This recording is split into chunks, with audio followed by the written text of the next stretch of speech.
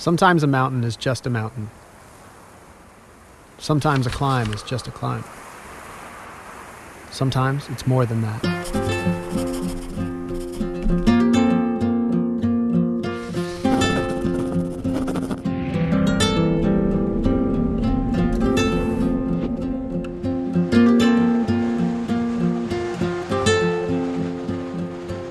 It all started in South America, where many good adventures do. It was Patagonia. It was February. It was raining. Somehow amidst ominous skies, the clouds parted for a few glorious hours, and we all climbed something via new routes. Kate Rutherford and Mikey Schaefer on Guijamay, me and the monkeys on El Mochito. The rain continued, and we each boarded flights home. The season was over. A couple months later, I get a call from Mikey. He wants to climb a new line in Yosemite. I bought a flight the next day. It was Yosemite. It was May. It was raining. Mikey and I prepared for the task ahead anyways. The idea was to take on a line up a monster slab of granite on the northwest face of Middle Cathedral, climbing ground up, aiming towards a summit 2,000 feet above our heads, with no knowledge of what was between, other than a lot of blank rock and unanswered questions. I've been scoping Middle Cathedral for a few years now. It's more like the ugly stepchild, I guess is what you call it, to El Cap. It's like nobody ever pays attention to it. It kind of sits there, you know. Maybe that's one of the reasons I was drawn to it. I also wanted to do it in the best style possible, you know. I wanted to take it to, like, you know, maybe my personal best level up there, and that's a little scary and intimidating sometimes, I think, to just start up something that big and, you know, having to go for it and just not knowing where it's going to go. Along Mikey and I's way up the wall, we told stories of our past climbs. I told stories about my friend Johnny Kopp, and Mikey told me about his friend Micah Dash and the many harebrained adventures we had been on with both of them. Once the rain passed, Mikey and I rose every morning, hiked to the base, and started up our ropes again, drilling bolts from stances and hooks, and hauling our own gear. This is the way we chose to do it, the way Johnny and Micah do it, just starting from the ground and going up and seeing what happens. You have to love the process to go up there. It's not always that much fun necessarily, you know. You're jumaring up a long ways up these ropes, and a lot of sitting in your harness, a lot of, you know, just uncomfortable positions, and a lot of swinging the hammer. I mean, there's a lot of swinging the hammer up there. We placed 70 bolts, I think, on the route, and, you know, 1,800 feet of climbing. As we neared the top, our friend Dana Drummond came along to join the suffering and enjoy the view. We quickly put him to work. He brought a boombox and peanut butter and jelly sandwiches, so we let him stay. This is serious work up here, and it demands serious men. Eventually, we finished preparing the route and found our way to the top.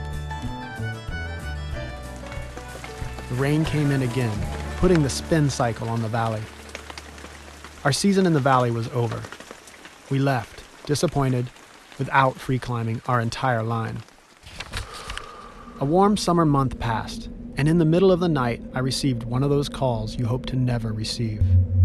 Mikey and I's dear friends, Johnny and Micah, had perished in the mountains of China.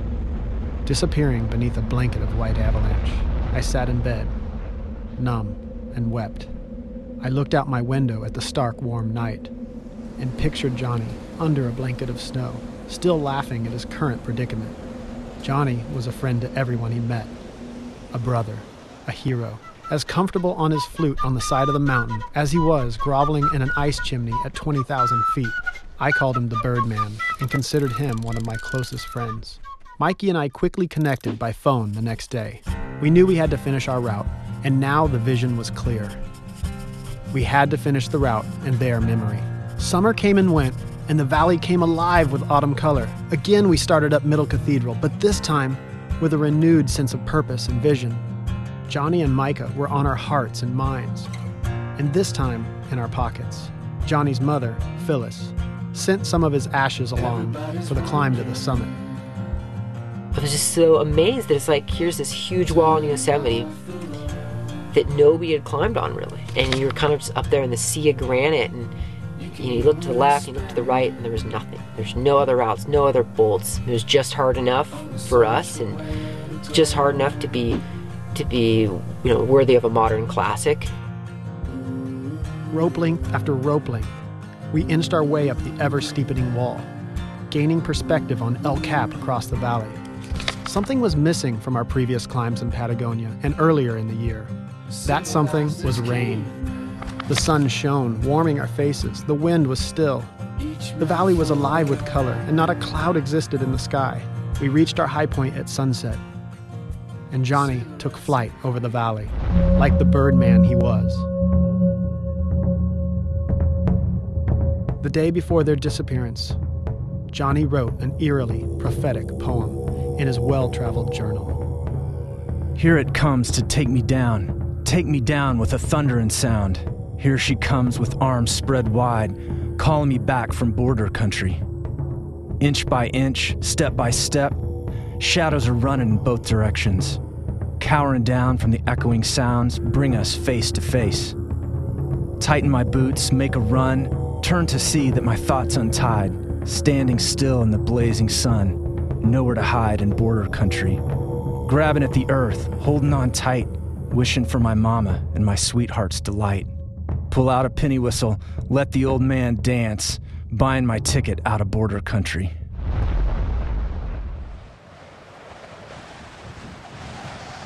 Johnny named his poem Border Country.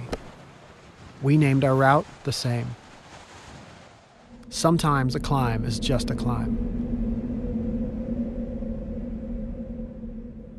Sometimes it's more than that.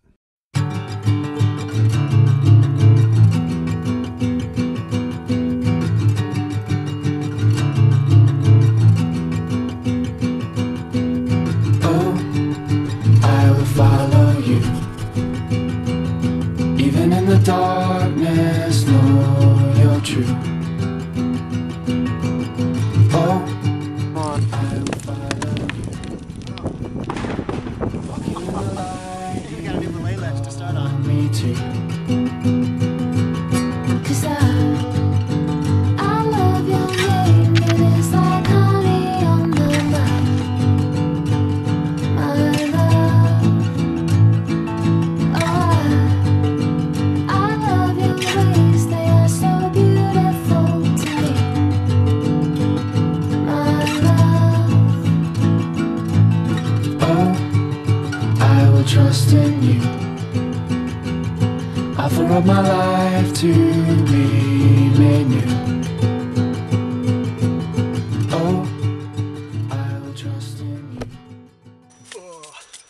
All right, here we are at the Crux Pitch on Border Country. And here we go, we'll see what happens. Yo, dude, what would Johnny do? Johnny be done already.